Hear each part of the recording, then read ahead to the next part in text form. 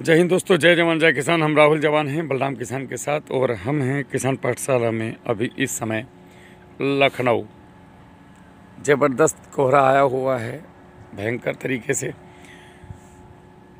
और सुबह के 8 बजे हैं। कोशिश है कि ज़्यादा से ज़्यादा लोगों के खेतों में पहुंचा जाए और उनको समस्याओं के समाधान बताए जाएं, उसके बाद आगे बढ़ा जाए घर की तरफ।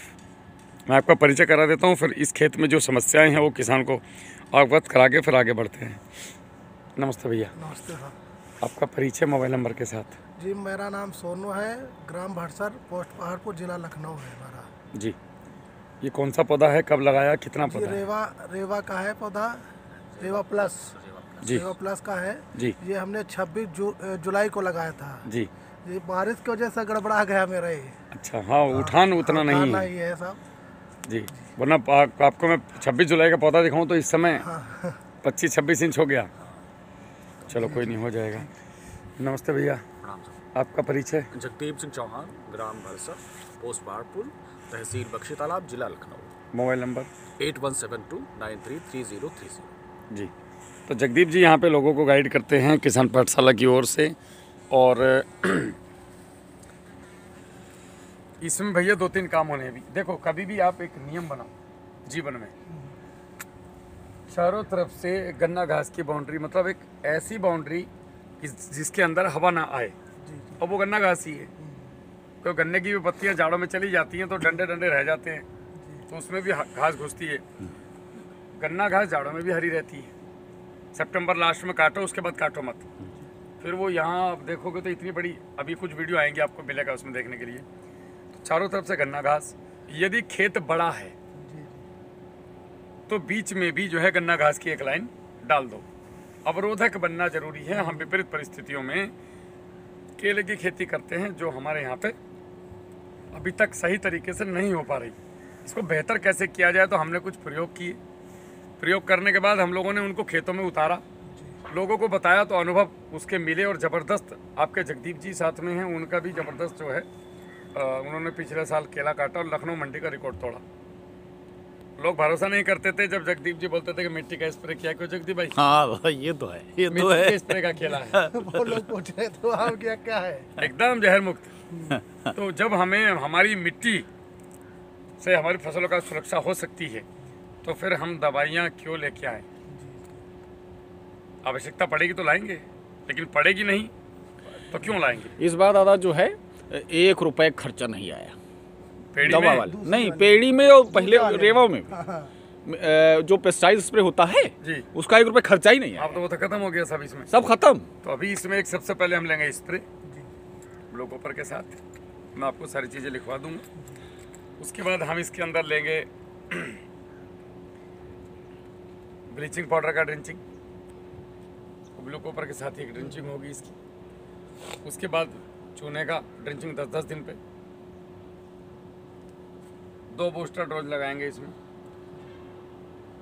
उसके साथ में हमने फास्फोरिक एसिड वाला 7-7 दिन पे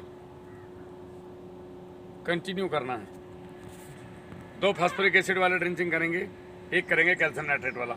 यदि आप इसको जगदीप के साथ 19 से 20 रुपए में बेचना चाहते हैं तो के लिए बता रहा हूँ, और टर्रम ढर्रा करना है तो फिर नॉर्मल तरीके से जो फर्टिगेशन शेड्यूल है उसके साथ चलते रहिए, तो ये नॉर्मल तरीके से चलेगा। और ये वो अगस्त सितंबर तक आपका, सितंबर अक्टूबर तक इसमें कटिंग आ जाएगी निश्चित रूप से।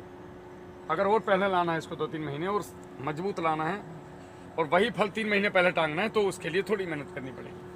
अब आप बता दीजिएगा, मैं उसी हिसाब से आपको बता दूंगा। और कभी भी जो चार्ट मिलता है बी किसान का, उसके हिसाब से 100 फॉलो करोगे तो आपको माइक्रोन्यूट्रिएंट तक लाने की आवश्यकता नहीं है। देखो 2 रास्ते हैं, या तो बाजार से माइक्रोन्यूट्रिएंट ला के डालो या मल्चिंग कर दो बेड बना के।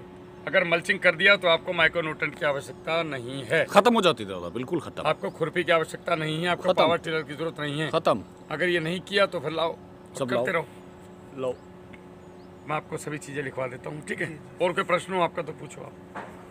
तो कोई ना, बस यही जरूरी। जो भी कोई मन में सवाल आया हो, कैसा भी हो, सवाल होए अच्छा बुरा, तो पूछ लो सब। एकदम पूछो कैमरे के सामने। ये सब जैसे पानी भर जाता है उसके बाद चलता नहीं पेड़ है। चलता इसलिए नहीं है, इस पौधे, ये जो पौधा बना है, हाँ हाँ, ये पौधा प्राकृतिक नहीं है, कोई भी टिजुकल चल इसको बनाया गया है पौधे के एक भाग से परख नली में। तो इसको जो वातावरण चाहिए वो वातावरण हम लोग दे नहीं पाते, और इसको पानी की नमी चाहिए, भराव नहीं चाहिए। अगर इसके टखने पे नीचे पानी भरण हुआ, वहाँ तक पानी भरण होकर टखना डूबा, तो ये फंगस पकड़ता है और उसके बाद ये बैठ जाता है, नहीं चलता। फिर इसको फंगिसाइड दे करके फंगस से मुक्त करा के चलाना पड़ता है। समझ गए आप? तो ये पौधे को लगातार नमी चाहिए, इसीलिए ड्रिप पे केला सक्सेस है। भारत सरकार, उत्तर प्रदेश सरकार भी हमारी तो दे रही है, बाकी का पता नहीं बाकी गवर्नमेंट का दे रही यहाँ पर, लेकिन बड़ा ढीला है। 90% ही है। 90% सब्सिडी है। आप लगवाओ, थोड़े जागरूक हो, 2-4 हज़ार 10-5 हज़ार अपनी जेब से भी लगता है, तो भैया ड्रिप लगवा लो। ड्रिप झंझट ही भविष्य है, झंझट खत्म दादा। इतना जबरदस्त खेती हो जाएगी ड्रिप पे, तुमने जिंदगी में सोचा नहीं हो। बिल्कुल सही कहा। ऑड इवन पानी देंगे तो आपका पानी बचेगा और ड्रिप जैसा पानी लगेगा। तीसरा, पानी देने का कोई सिस्टम है नहीं। अभी आप इसमें रेगुलर पानी दे रहे हो, वो गलत है। ऑड इवन दो, इसकी नाली बनाओ और ऑड इवन पानी दो भैया, तभी ये पौधा भागेगा। एक दिन इसमें एक दिन इसमें, मट्टियाँ चढ़ा दो, एक बार इसमें एक बार इसमें एक बार इसमें एक बार इसमें, बस। और मल्चिंग होना चाहिए। बिना मल्चिंग के नंगा पौधा खड़ा है, अंडरवियर बनियान में खड़ा कर दिया हमने ठंडी में, तो इसको ठंडी तो लगेगी लगेगी। थोड़ा बहुत बंदे ने दादा किया है, तभी ये खड़ा भी है। मैं आपको गन्ना इसमें घास पानी वाला, पूरा भर गया था, पूरा मैं बुड़ गया था आपको ये। गन्ना घास वाला वीडियो दिखाऊंगा मैं, जी दादा, जौनपुर का, जौनपुर का हाँ।